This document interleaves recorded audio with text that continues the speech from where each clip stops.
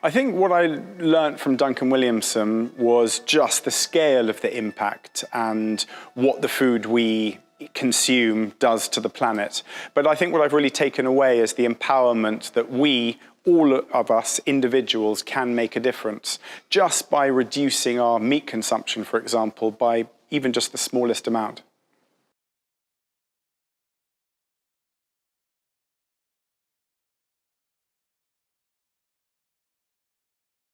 I wasn't entirely surprised that global meat production has such a profound impact on the planet. I was surprised at the scale of it, and I think coming here today to WWF UK's headquarters and speaking to Duncan has reiterated just what a profound impact our dietary choices, our food choices have on the planet. And it's that scale, it's the number of chickens consumed, the number of animals reared, and the displacement of the flora and fauna across the planet. So as an environmentalist, a conservationist, I was certainly aware that our diets have an impact on the planet, but not on that scale.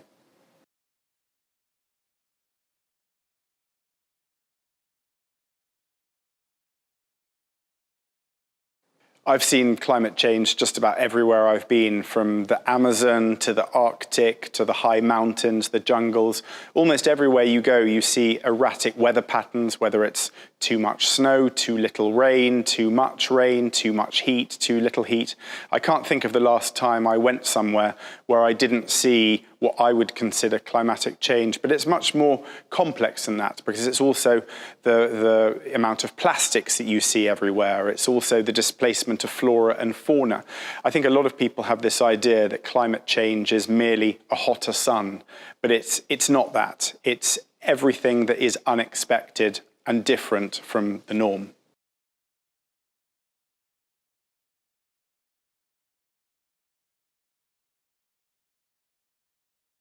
I think a lot of people have this idea of all or nothing. If you're an environmental champion, a lot of people assume you have to take the full plunge. You must stop all air travel, all travel in automobiles. You must just use solar lighting or wind power. You must cut all meat from your diet. And for some people, they can do that. But for most of us, we have to compromise. And I think there's a middling ground. And for me, I've already started reducing my meat consumption, the meat consumption my family consume. And I think that is where we as a people, as a nation, can really start to make an impactful difference. If 60 million people all cut meat from their diet just once a week, that will have a profound positive impact on the planet.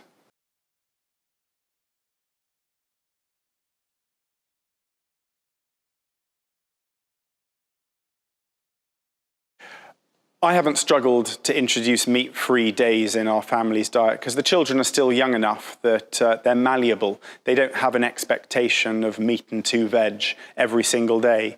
I think it's the children who are actually much easier to enthuse and to educate, to change their dietary kind of assumptions, their dietary requirements, than perhaps an older generation.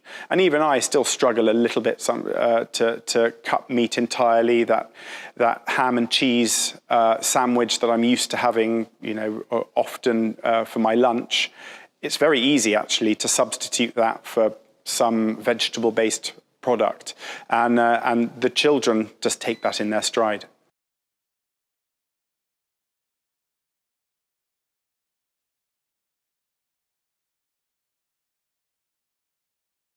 There's all sorts of meat alternatives that we enjoy in the Fogle household. Lots of vegetables, vegetable curries, lots and lots of fruits. We eat corn. We're quite open-minded, and it's all about diversity.